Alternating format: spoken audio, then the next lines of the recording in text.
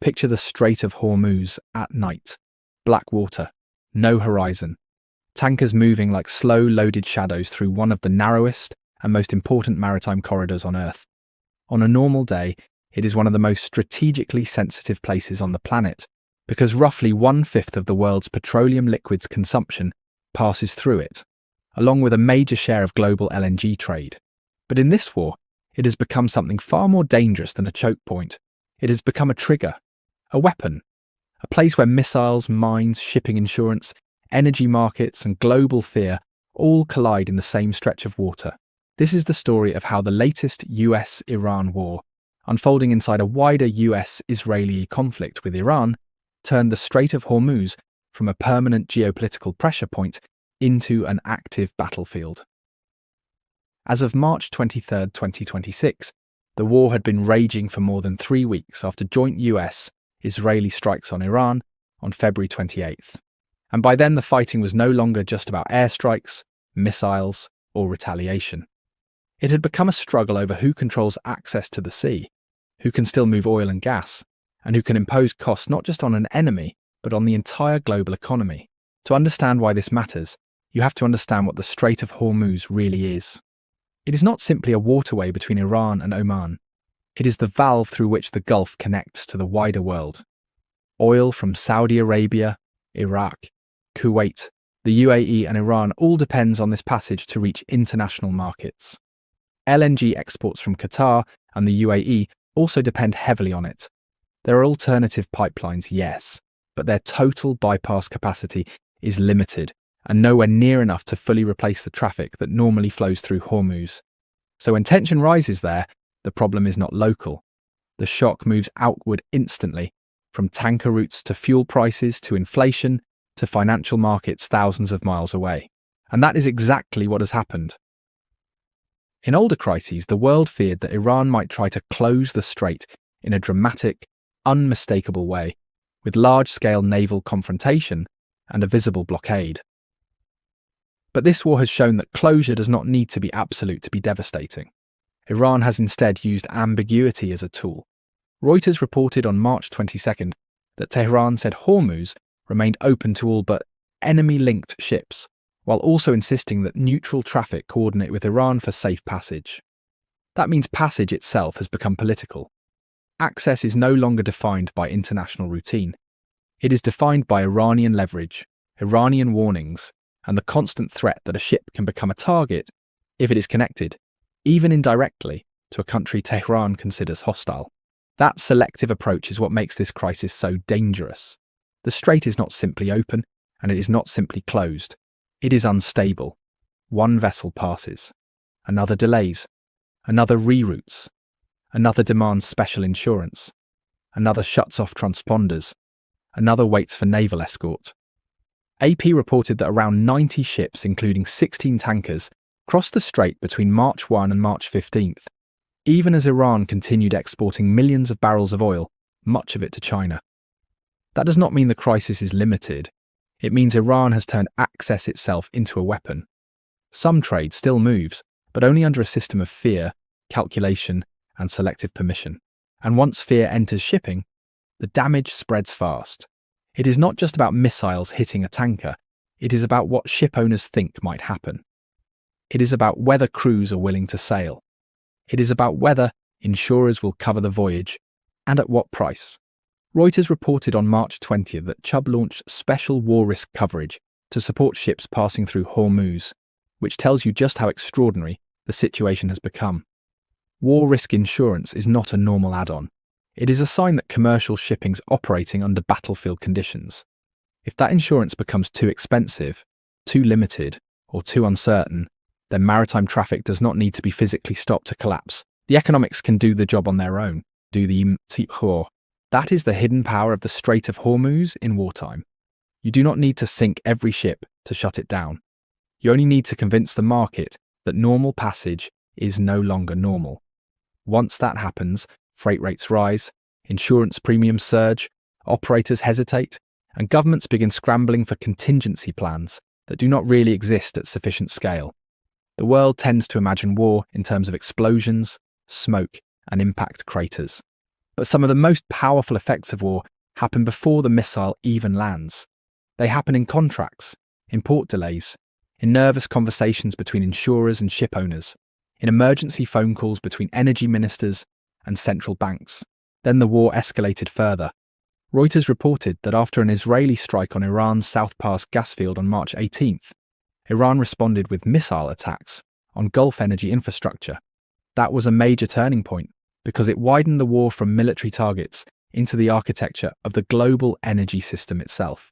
Once energy infrastructure enters the battlefield, every refinery, export terminal, gas plant, and power node becomes part of the war map. Suddenly, the conflict is not only about who wins militarily, it is about who can make the entire region harder to operate, harder to insure, and harder to trust. By March 23rd, Reuters reported that ADNOC Gas in the UAE had adjusted LNG and export-traded liquid production because of shipping disruption linked to the crisis. Debris-related incidents and previous shutdowns at major infrastructure added to the sense that the Gulf's energy system was entering a period of dangerous fragility. That matters because the Gulf is not just a cluster of separate producers. It is an interconnected machine. Damage, disruption, or fear in one part of the system can spread rapidly into the rest. When the Strait of Hormuz becomes unstable, the problem is not just the ships at sea, it is the entire chain behind them.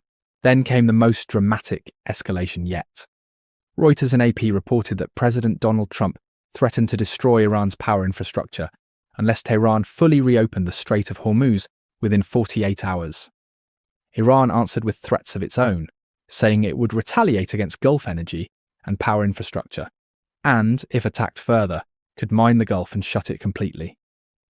Reuters reported on March 23rd that Iran's Defense Council warned any attack on its southern coast or islands could trigger sea mine deployment and effectively close the entire Gulf to maritime traffic. That is the point where this crisis stopped looking like a severe shipping disruption and started looking like the prelude to a full-scale maritime denial campaign. And mines change everything. Missiles are dramatic, visible, immediate. Mines are something else.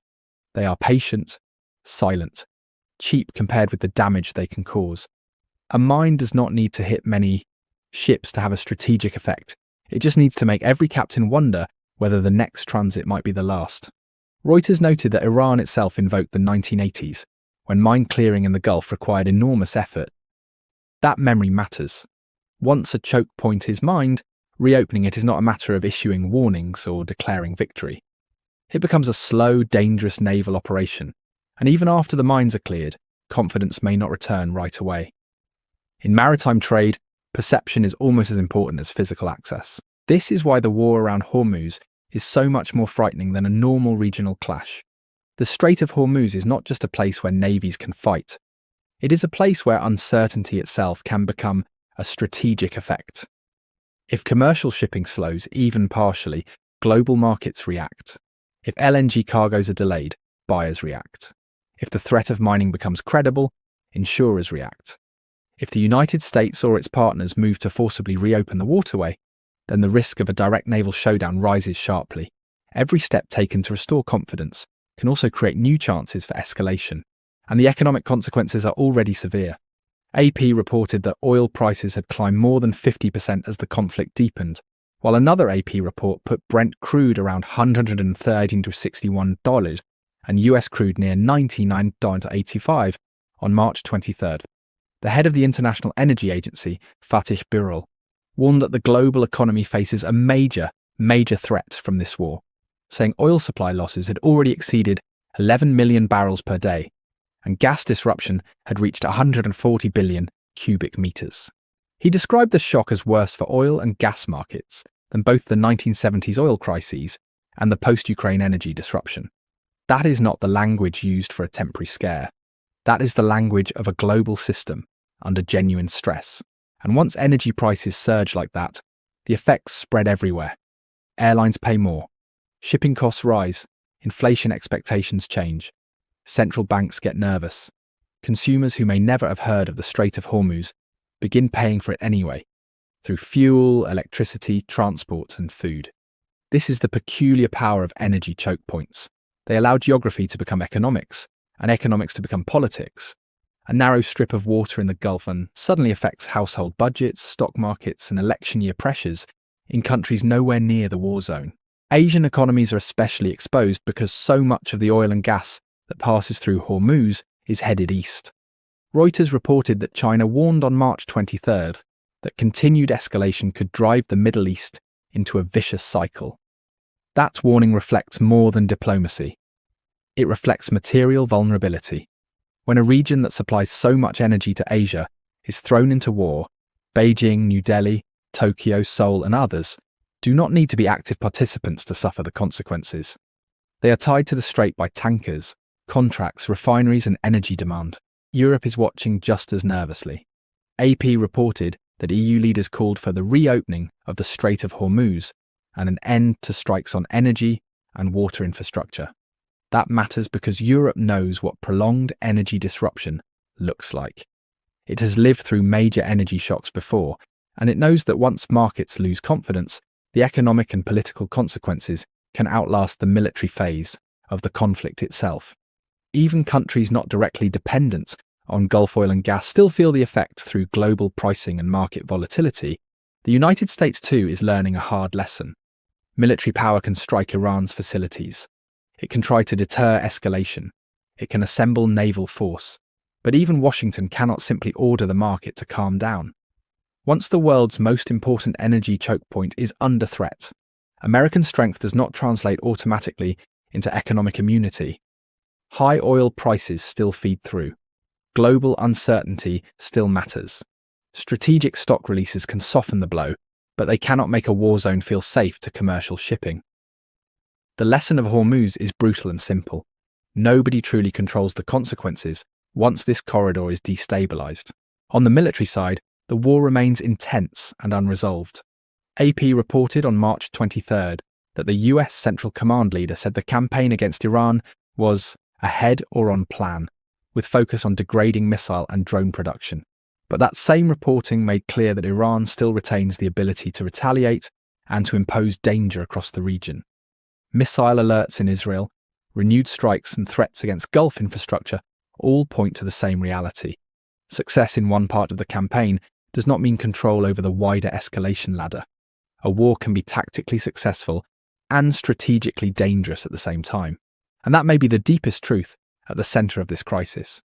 Iran does not need a perfect naval blockade to achieve strategic effect. It does not need to stop every ship or destroy every terminal. It only needs to make the world understand that movement through Hormuz now depends on war, coercion, and fear.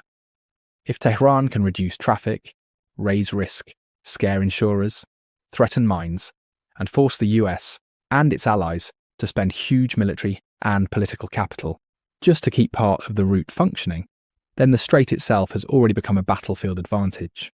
So when people ask why the Strait of Hormuz matters in this war, the answer is no longer theoretical. It matters because this is where a regional conflict becomes a global economic emergency. It matters because a thin waterway between Iran and Oman now sits at the centre of the world's oil and gas anxiety.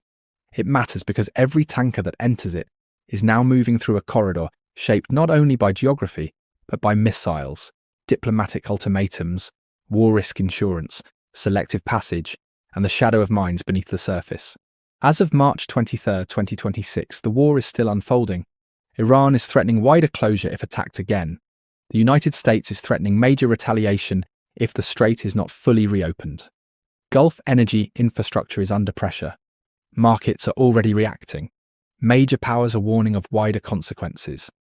And the International Energy Agency is sounding alarms that this disruption may already exceed the shocks of some of the most infamous energy crises in modern history. That is why the Strait of Hormuz is not just another location on a war map. It is the narrow passage where military escalation meets global dependence. A place where geography becomes leverage. A place where fear can move prices before fleets even clash. A place where the world's prosperity has to pass through a corridor only a few ships wide, while great powers and regional rivals threaten to turn it into a kill zone. And in this war, that may be the most terrifying reality of all. The battlefield that matters most is not a capital city, a desert front, or an airbase. It is a bottleneck. It is a sea lane. It is the Strait of Hormuz. If you liked this video, Hit like and subscribe for more.